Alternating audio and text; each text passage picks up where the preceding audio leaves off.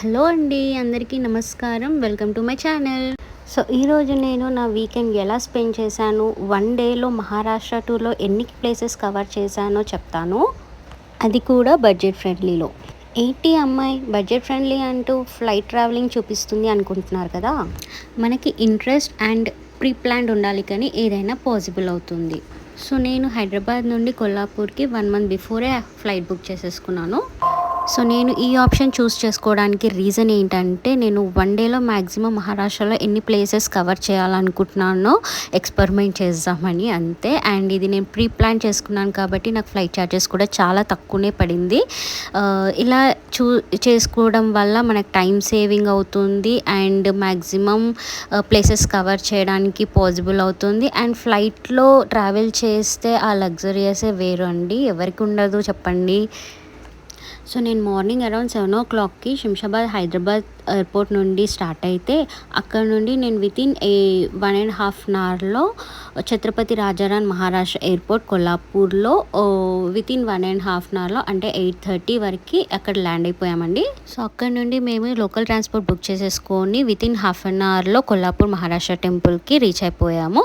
అక్కడ మేము room check in చేసేసి అక్కడ ఫ్రెష్ అప్ అయిపోయి, ఇక్కడ లోకల్ ట్రాన్స్పోర్ట్తో ఏమేమి ప్లేసెస్ విజిట్ చేయొచ్చు అనే డీటెయిల్స్ అన్నీ కనుక్కొని ఇక మేము స్టార్ట్ అయిపోయామండి. లోకల్ ట్రాన్స్పోర్ట్ ఇచ్చిన సజెషన్ ఏంటంటే, ముందుగా లాంగ్ ప్లేసెస్ అన్నీ విజిట్ చేసిన తర్వాత చివరిన అమ్మవారి దర్శనం చేసుకోమని చెప్పారు. But I totally disagree with that, because నేను శక్తిపీఠం దర్శనం చేసుకోవడానికే ఇక్కడికి వచ్చాను. సో ఇది కంప్లీట్ చేసుకున్న తర్వాత టైం ఉంటేనే నేను వేరే ప్లేసెస్ని విజిట్ చేయాలనుకున్నాను.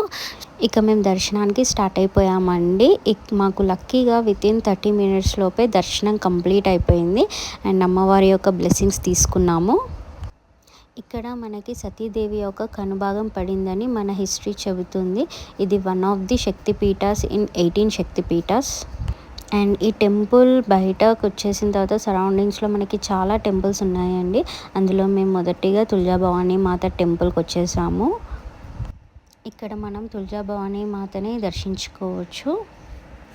అక్కడే మనకి real image of Chhatrapati Sahu మహారాజ్ని కూడా చూడొచ్చు. మీకు చూపిస్తాను, వచ్చేసేయండి.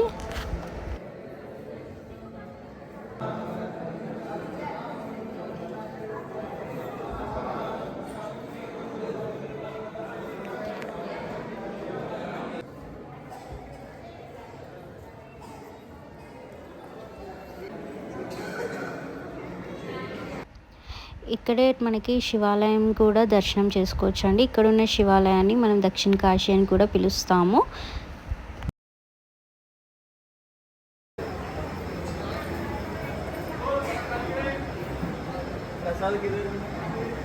ఇక్కడ గణేశుని కూడా దర్శనం చేసుకోవచ్చు.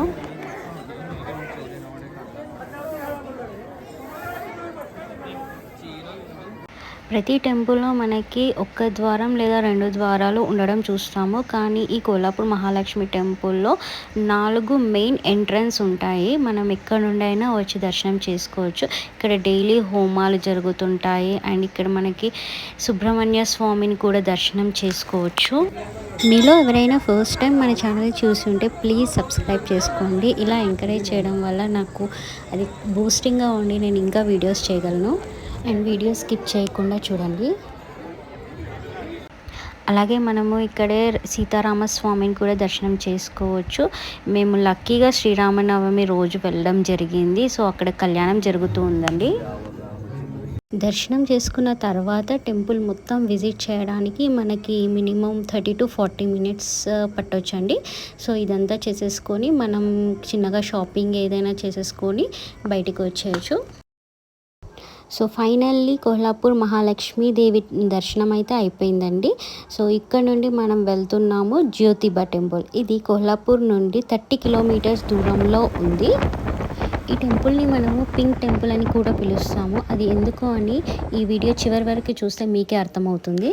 సో హిస్టరీ విషయానికి వస్తే, కొల్లాసుర్ అనే అసురుడు 100 సంవత్సరాలు తపస్సు చేసి లక్ష్మీదేవి పైనకి దాడి చేస్తారు. ఆ సమయంలో త్రిమూర్తులైనటువంటి బ్రహ్మ, విష్ణు, శంకరులు కలిసి జ్యోతిబా అనే రూపం ధరించి లక్ష్మీదేవికి సహాయం చేస్తారు. జ్యోతిబా యొక్క సహాయం చేత ఆ లక్ష్మీదేవి శక్తిగా మారి కొల్లాసుర్ అనే అసురుని సంహరించడం జరిగింది. కొల్లాసూర్ అనే అసురుని చివరి కోరిక మేరకు ఈ టెంపుల్కి కొల్లాపూర్ మహాలక్ష్మీదేవి టెంపుల్ అని పేరు వచ్చింది. ఇక్కడ ఉన్నటువంటి శివాలయాన్ని దర్శనం చేసుకుంటే మనకి కేదార్నాథ్లో ఉన్నటువంటి జ్యోతిర్లింగాన్ని దర్శనం చేసుకున్నంత పుణ్యం అని చెప్తుంటారు. ఇక్కడ మేము వెళ్ళేసరికి అక్కడ యాత్ర జరుగుతూ ఉంది. మన భాషలో చెప్పాలంటే జాతర అవుతుందండి. ఈ టెంపుల్ మొత్తం కూడా గులాబీ రంగుతో చల్లుతూ ఉంటారు. అక్కడున్న భక్తుల నమ్మకం అది. ఇలా చల్లడం వల్ల టెంపుల్ మొత్తం కూడా పింక్ కలర్లో మారి అందుకే మనం ఇది పింక్ టెంపుల్ అని ముందుగానే చెప్పుకున్నాము.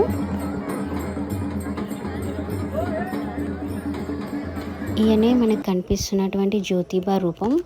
ఇక్కడ శివుడు, గోమాత, దత్తాత్రేయ స్వామి మరియు తదితర దేవుళ్ళని మనం దర్శనం చేసుకోవచ్చు.